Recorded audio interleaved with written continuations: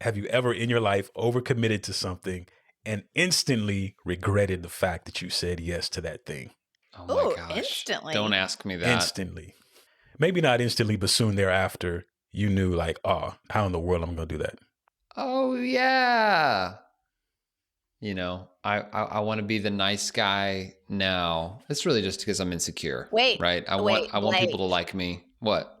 Blake, is this podcast? Is this how that happened? That's what I was How going you to feel say. about Focus on this podcast? I was going to say, they're like, hey, do you want to do this podcast? And I was like, yeah. 3 years later, 200 episodes later. Blake just said he wants to be the nice guy. I think sometimes, well, let me speak for myself. When I say yes, it's because I genuinely, if I have something to offer that's going to help, whatever the ask is, then I genuinely want to be a part of that to help making it happen.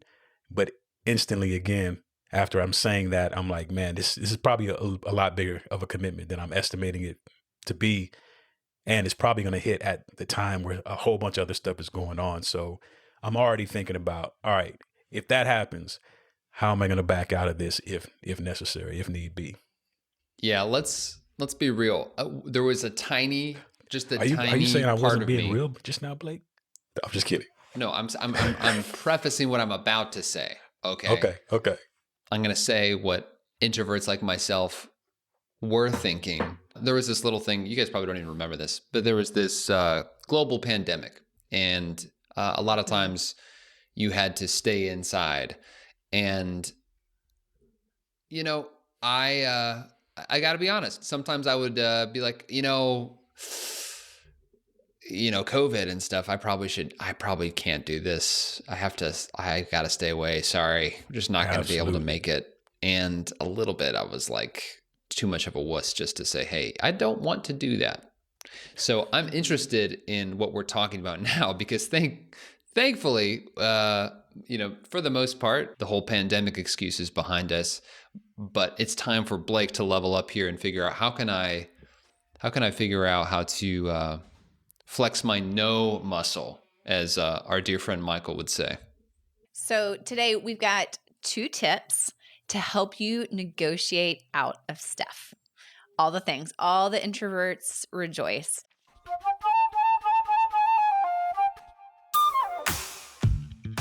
Welcome to another episode of Focus on This, the most productive podcast on the internet, so you can banish distractions, get the right stuff done, and finally start loving Mondays. I'm Verbs, here with Courtney Baker and Blake Stratton. Happy Monday to you both. Happy Monday. I just did my worst dance moves of all time for that intro. So nobody laughed except Verbs. I got a little smirk out of Verbs. Everybody else just kept a straight I saw you face. on the peripheral. I took it seriously. Like, I cannot look. Oh, happy Monday, gang. Well, it's happy good to Monday be back. to you too. Okay. Y'all want to just jump into this? Because I feel like this is so meaty. Everybody needs to know how to do this. And it's not something most people learn. They kind of blunder their way through, most likely, or just suffer through. They're like, I said I was going to do it, and I'm just going to have to do it. Yeah.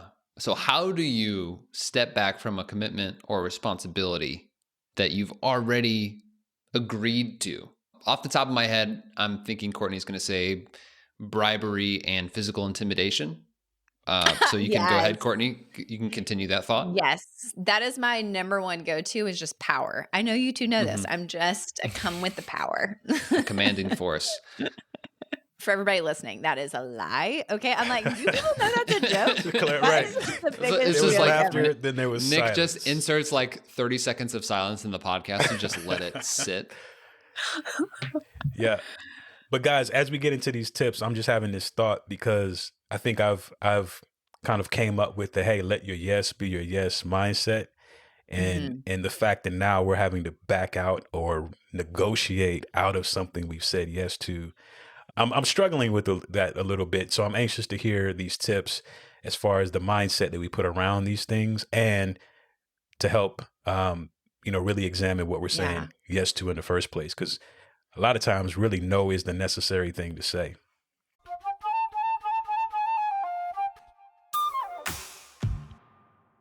So tip number 1 is explain the situation.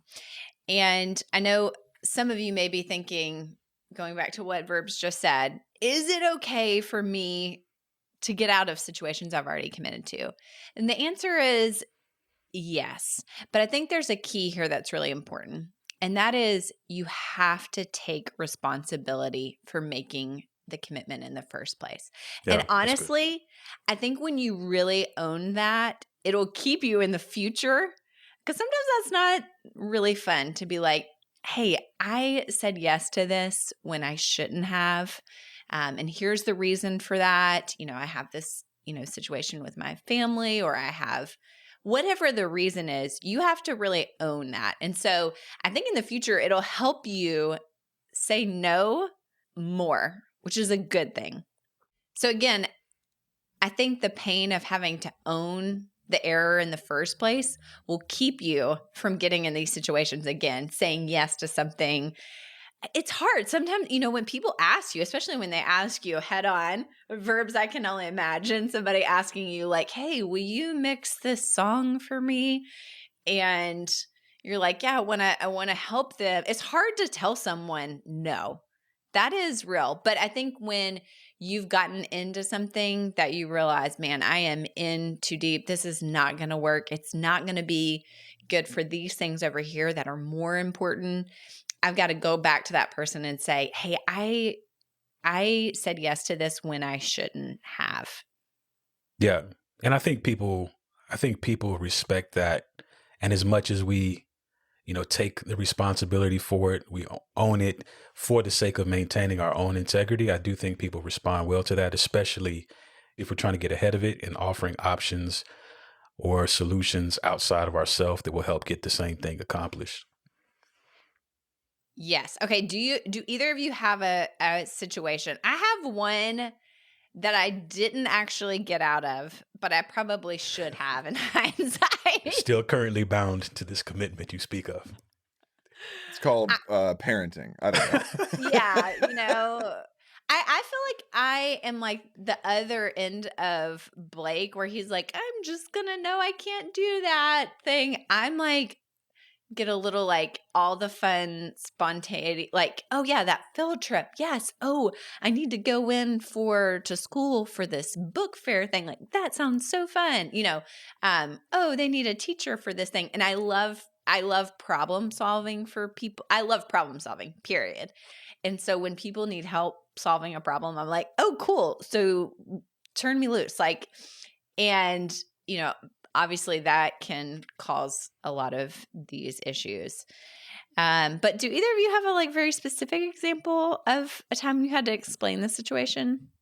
I can't think of anything specifically, but I will say that there have been times, and I don't want to co-opt anyone's trademark stuff here. This is a little scuba, at least in terms of emotions. There have been times where, especially when I was younger, like in my 20s, where things really sort of like fell apart in terms of like the amount of things I had taken on. And so the problem there, of course, is now you've got too much to do and you can't do it. And it's unclear how you even start to get out of it because it's not getting done. So at some point you have to just tell somebody. You have to say, I said I would do this. I overextended myself. And the reason is because I just took on too much. It's like embarrassing. It's like, it is very hard to emotionally cope with. And the avoidance of that is the reason why sometimes I didn't do it, which of course in the long run only sets you back, because now you've destroyed those relationships because your word doesn't mean anything. This is a real, it's not even a story. It is just like I've been there. It is a thing I struggle with all the time. And it is very, very real. So just like, be a Courtney, be a Blake, be a Verbs. Don't be like me. Please. Listen, I'm the person in high school, literally joined every single club possible or sport just so I could be in the yearbook more times. This is the most revealing thing about Courtney I've ever heard. Did it work? Oh, yes. I think there was only one person that had more numbers beside their name in the back of the yearbook. And I went to a very large high school. There were 500 people in my graduating class. Yeah. Yeah. But I mean, I think what Nick is saying, I mean, just the idea of your word actually meaning something and having integrity. Yeah.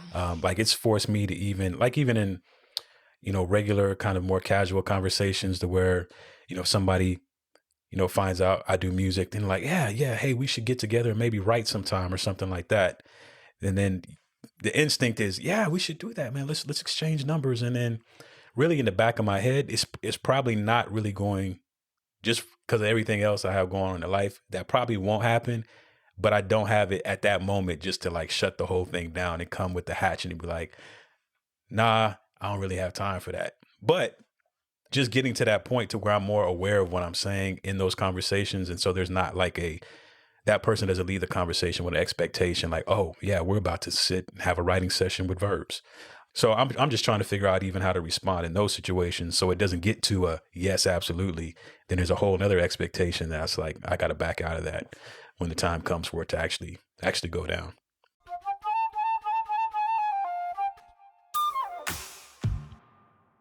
Well, we've got a second tip for you, which is offer to help solve the problem with them. So if you've made a commitment to help do a thing, solve a problem, don't just leave the person high and dry. Don't just say, hey, I'm out, sorry, I just can't do this. You could go one step further and ask yourself, well, what could I do to help them get the result that they wanted from my involvement with this thing? Is it helping to find a replacement for that? Is it making a suggestion, about, hey, you could accomplish this with less, maybe if you tried X, Y, and Z thing. But this is helpful because you are able to protect your own values and your own boundaries and the important stuff that you're trying to protect by decommitting or negotiating out of a commitment. But you're also protecting, a value of service to that person, because you probably said yes for a reason. You probably said yes because you care about this person to some extent, or this community, or this event, right? You can continue that. You don't have to ditch the care when you ditch the commitment.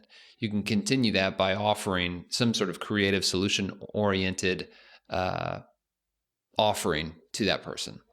So Verbs, when someone, the next time I say, hey, Verbs, you want to write together, you don't just have to say, yeah, sure, Blake. You can say, well, Blake, let me find a solution for you.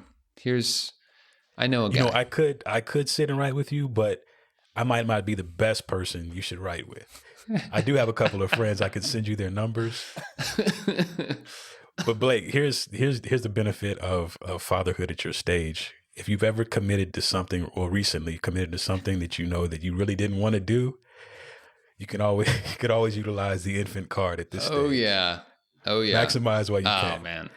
Oh yeah.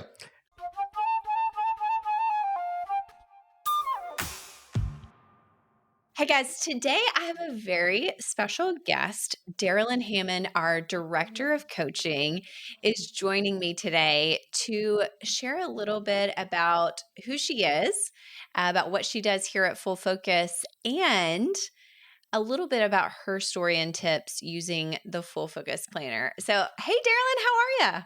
Hey, I'm good, Courtney. How are you? I'm doing good. It's a great Monday here on the podcast, as always. Well, why don't we just kick it off by having you share a little bit about who you are and what you do here at Full Focus? Sure. Well, hi, everybody. As Courtney mentioned, I am the director of coaching at Full Focus. I actually am new to the team, so I'm about 6 weeks in maybe now, and it's super exciting. I've loved it so far. So I lead our Business Accelerator program. For many of you who follow us, you may know our program. Business Accelerator is where we help small business owners and executive leaders really think about how to apply our tools and frameworks to accelerate their business. We really want to help people experience what we call the double win, right? Which is winning at work and succeeding at life. So we want to help people reach their most important goals in their business, but also, think about how that tracks to their broader life experience with their family, friends, their passions, their hobbies. We want to equip people to be able to really live full lives, right? And so I, manage our coaches. We have incredible coaches. I help our content team create some of the content for Business Accelerator and really just focus on how do we keep improving that experience for our clients so that they're getting maximum value out of it. So that's me in a nutshell. That's awesome. Well, we basically asked Darilynn, like, hey, could we grab you to jump on the podcast with us here soon? And you joined us from your native working environment, which is a coffee shop, right? So if you are listening and wondering, either Darilynn has a lot of people in her kitchen at her house, or something exciting is happening in the Full Focus office. It's actually a coffee shop, a very cool one, I might add, for people watching online. So, Darilynn, I know that even before you joined our team, you had been using the Full Focus Planner for a while. And I would love for you to share a little bit about that journey. When did you start using it? What was the issue or the problem that you were trying to solve with it? And what's it been like since then? Yeah, so I started using the planner, I guess it had to have been 2020, because I started using it in the somewhere in the height of the pandemic. And really, a lot of it was feeling, a lot of what our clients feel and what our listeners feel is just a really high sense of overwhelm. Before joining Full Focus, I was working in ministry full time, and like a lot of churches, we were making the adjustment to be completely virtual. And so, beyond just streaming services, what does it look like to facilitate community and support people in a time where there's a lot of fear and just worry, a lot of change happening? And so, we were scrambling a little bit, our church staff, because, of course, we were navigating our own emotional feelings in the midst of all of that.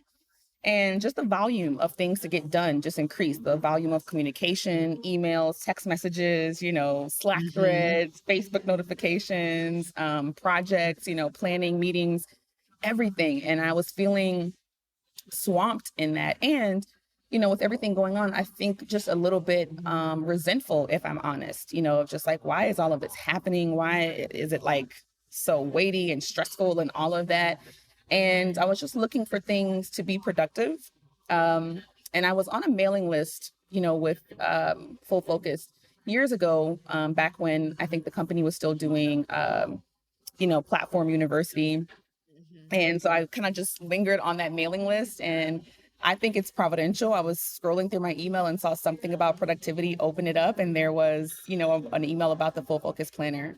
So I looked at it. I started using it, started listening to the Focus on This podcast, and very quickly started seeing the Full Focus system improve just my focus, my sense of peace, my sense of restfulness, and really helping me think about, what am I spending my time on? Am I spending my time on the right stuff and not just like checking things off of a list? Yeah. And I've said this to some folks on staff, like it really redeemed work for me. It really kind of helped me to see that work didn't have to be this thing that was exhaustive and frustrating and that left me like tired or dreading the next day, or, like we call, when we get to Sunday, the Sunday scaries of like, oh, another Monday is coming. It helped kind of redeem work and make it something joyful again, which kind of translated to every other area of my life too. So it was radically transformative in a way. And who would think, something as simple as a planner and a system, but it had that impact on me. So that is so good. And I think so wise. And so you're really saying, it's kind of like you were able to put work back into its container, that it had spread. And I think that was for many people, me included, during the pandemic. It was just hard. Everything had changed. And it wasn't just like you singularly were experiencing this. We were all experiencing it. And so things weren't in their right places. There weren't constraints like there used to be on things. And that might be because you're working at home or There were lots of different reasons, but I love what you described of what I heard you say was really being able to put it back into its container so that the other things could thrive in your Yes, life. And that's absolutely. a really powerful picture of really what this system can do. I say it Yeah, all the time. I'm like, I don't think it's too much to say that this can change your life. absolutely. Absolutely. I would agree. Well, our users love to hear a tip, a trick, a hack. So is there anything special or unique that a unique way that you use the Full Focus Planner? Well, I don't know that this is super unique, but I'm a big color coder. And so Ah, when I use the calendars, especially the monthly calendars, I plot out everything in color. So it's very easy for me to track and say, okay, here's the whole month. This is a work thing. This is a personal thing. This is a hobby. This is a family thing. Here are people's anniversaries and birthdays. I'm very visual. And so a lot of my life is about hacking, whatever I'm using or doing to make it more visually appealing so that it's a quick use of it for me. So I do that. I'm trying to think of other hacks that I have with the planner. That's probably the one that stands out the most and is like most consistent. And sometimes I'll even bring that coloring into how I use like the weekly preview. So when we ask those yeah. questions of what worked, what didn't, I use different pen colors. So what worked is like green, what didn't work is red. So it's like a very quick snapshot of, here's what's working and what's not.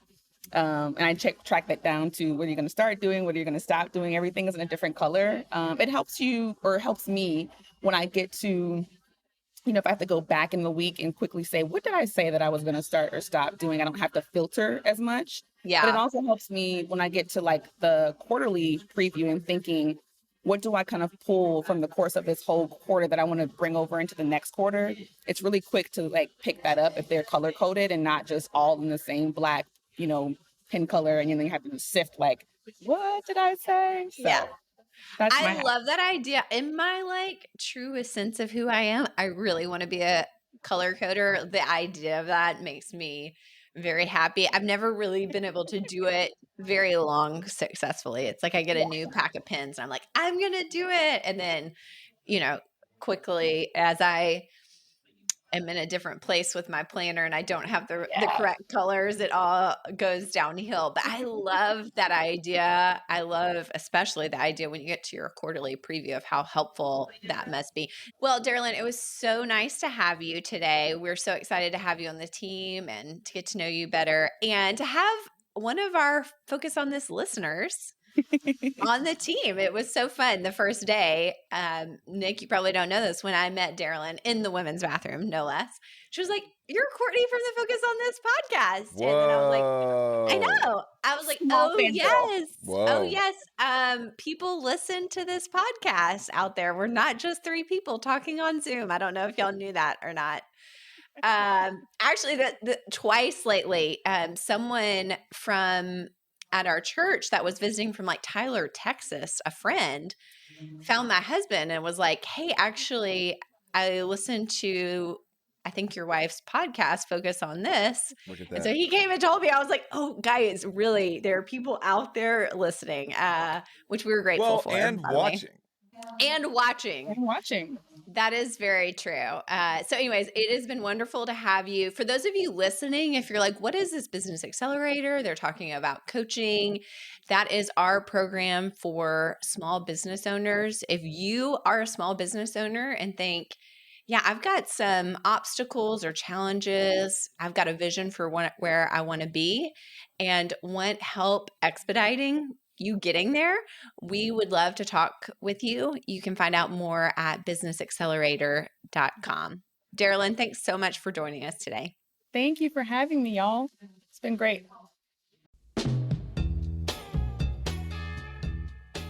So think of the responsibilities that you have right now currently on your plate, and then examine which one of those are really truly adding value to your life and helping you move forward towards your goals. A couple of weeks ago, we talked about creating a not to do list. And obviously that helps get ahead of what we talked about today of when you've made a commitment that you shouldn't have. And so if you're interested in working on a not to-do list, again, doing the work a little upstream from this, check out our Spring Clean Your To-Do list. We have a free guide to help you walk through figuring out what should come off your list now, and might even then take you into doing some of the work we talked about today of actually getting out of some commitments. So you can get that free guide at fullfocus.co, that's co/spring. Check it out. Why do I always end with a weird thing?